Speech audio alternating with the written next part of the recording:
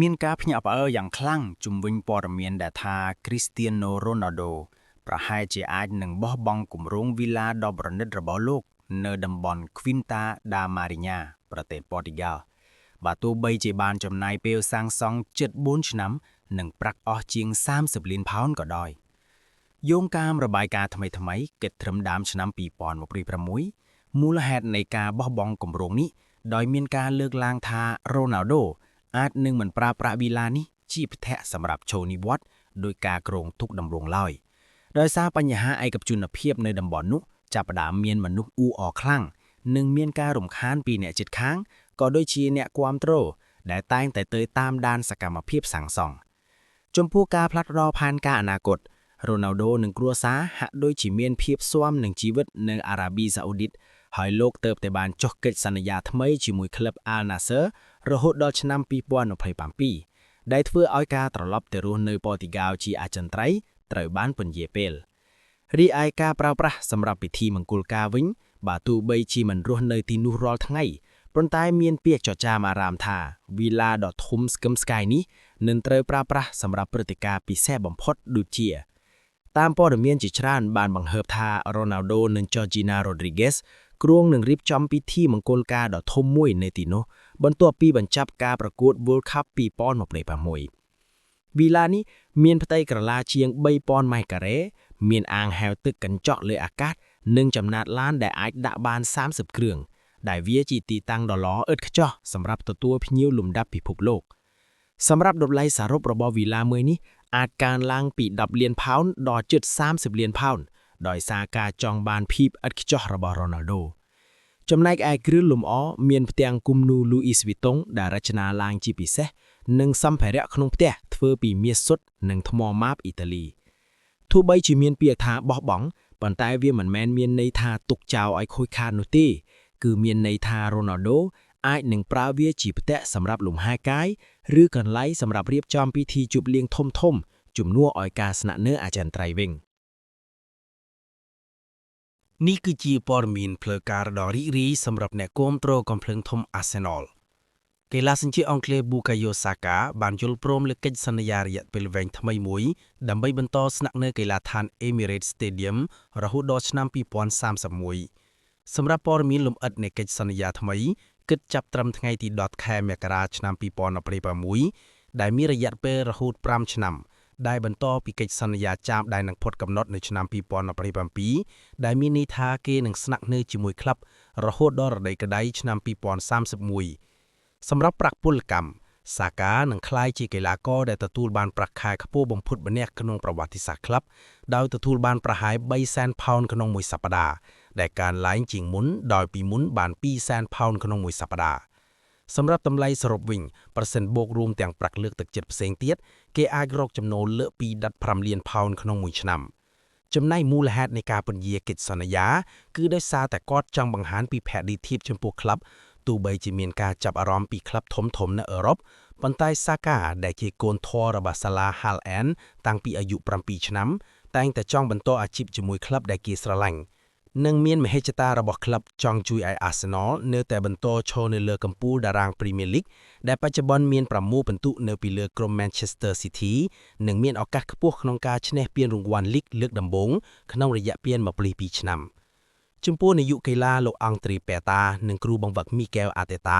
ចង់ធានាថាគ្រោងឆ្អឹងសំខាន់ៗរបស់ក្រុមដូចជា Saliba, Gabriel និង Nwaneri ត្រូវតែមានកិច្ចសន្យារយៈពេលវែងទាំងអស់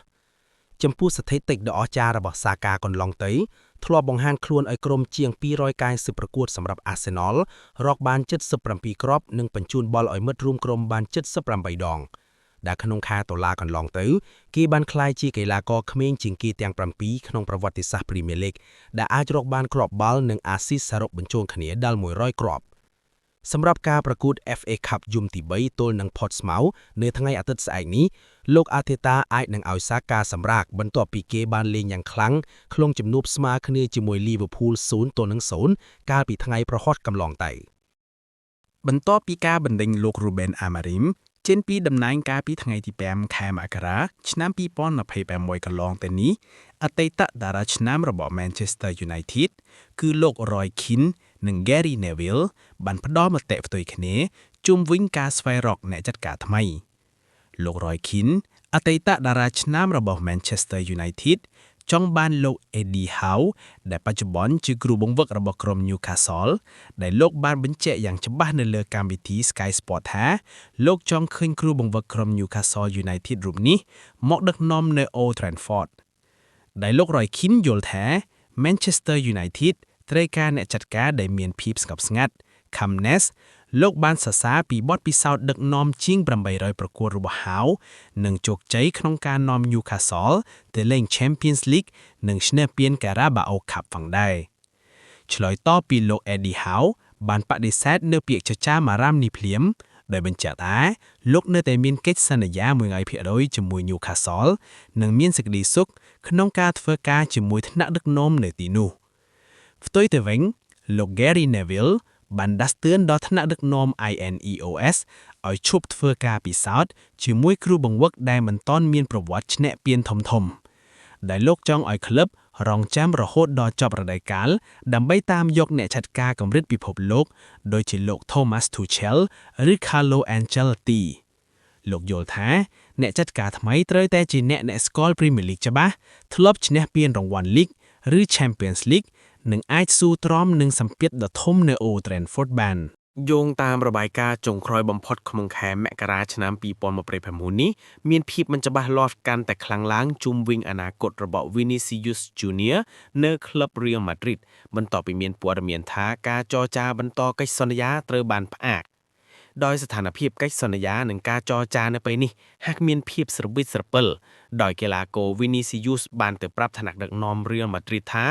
លោកមិនចង់បន្តកិច្ចសន្យាថ្មីនៅពេលនេះទេទោះបីជាកិច្ចសន្យាបច្ចុប្បន្ននឹងផុតកំណត់នៅឆ្នាំ2027ក៏ដោយមានរបាយការណ៍ថាទំនាក់ទំនងរវាងរូបគេនិងគ្រូបង្វឹកលោក Xabi Alonso មានភាពតានតឹងលើពីនេះរូបគេហាក់ដូចជាមានអារម្មណ៍មិនសប្បាយចិត្តនឹងការរិះគន់ពីសំណាក់អ្នកគាំទ្រនិងប្រព័ន្ធផ្សព្វផ្សាយនៅអេស្ប៉ាញក្រោយពេលគេធ្លាក់ទម្រង់លេងមិនអាចរកគ្រាប់បាល់បាន16ប្រកួតជាប់គ្នាសម្រាប់ការទាមទារពី Vinicius គឺគាត់ចង់បានប្រាក់ខែនិងប្រាក់លើកទឹកចិត្តឲ្យខ្ពស់ស្មើនឹង Kylian Mbappe ប៉ុន្តែ Real Madrid មិនទាន់យល់ព្រមតាមសំណើនេះនៅឡើយទេចំណែកពាក្យចចាមអារ៉ាមជាមួយ Chelsea និង Man U វិញក៏មានជាបន្តបន្ទាប់ផងដែរដោយ Chelsea មានព័ត៌មានលេចលឺថាត្រៀមចំណាយប្រាក់បំបែកកំណត់ត្រាដល់ទៅ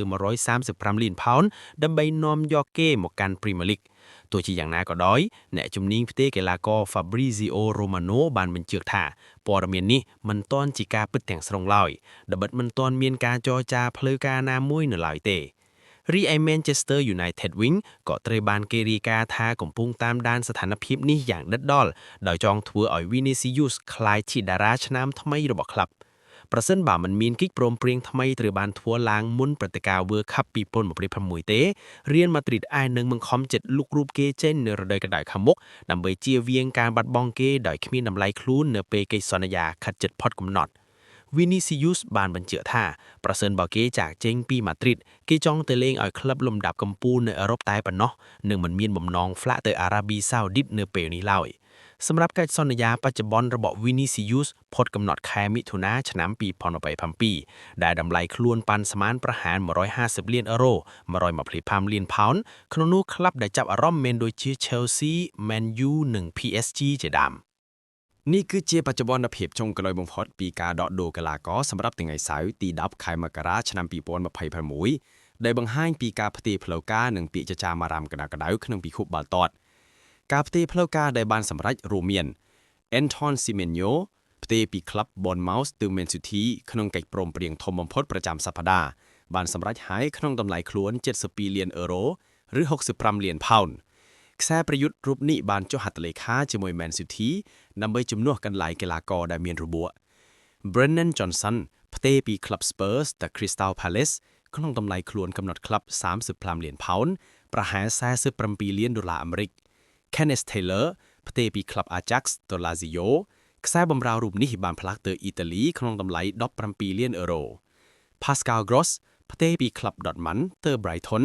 ដែលជាការត្រឡប់មកកាន់ផ្ទះចាស់ Brighton វិញជាផ្លូវការ Tati Castellanos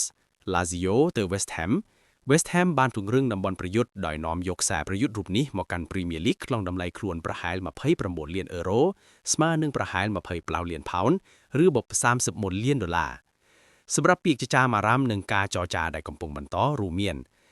Mark Guehi របស់ Crystal Palace ដែលបច្ចុប្បន្នកំពុងមានការប្រជែងគ្នាយ៉ាងខ្លាំងរវាង Arsenal និង Manchester City Arsenal ចង់បានគេមកពង្រឹងការពារខណៈ City ត្រូវការគេជាបន្ទាន់ដោយសាររបួសរបស់ Josko Gvardiol និង Ruben Dias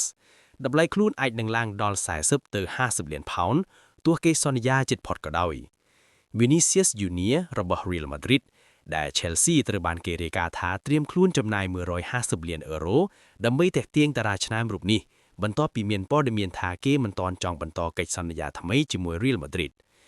Sosa របស់ Club Santos ទៅ Tottenham ដែលខ្សែការពារស្លាប់ឆ្វេងវ័យ19ឆ្នាំរូបនេះជិតផ្ទេរមកកាន់ Spurs ហើយបន្ទាប់ពីការចរចាមានភាពវិជ្ជមាន Jürgen Strand Larsen របស់ Club Wolves ដែលកំពុងត្រូវបានតាមដានដោយ Club Nottingham Forest និង Newcastle រីឯបច្ចុប្បន្នភាពអំពីអ្នកចាត់ការវិញ Manchester United ក្រោយការចាក់ចេញរបស់ Ruben Amorim ក្លឹបកំពុងចរចាជាមួយ Ole Gunnar Solskjaer និង Michael Carrick ឲ្យមកជួយដឹកនាំបណ្ដោះអាសន្នខណៈលោក Oliver Glasner គ្រូ Palace ក៏ជាគោលដៅសម្រាប់តំណែងអាចិនត្រៃផងដែរចំណែក Chelsea លោក Liam Rosinia កំពុងចាប់ផ្ដើមការងារដំបូងនៅ Stamford Bridge ហើយកំពុងសម្លឹងរកការនាំយក Trent Alexander-Arnold មកពង្រឹងក្រុម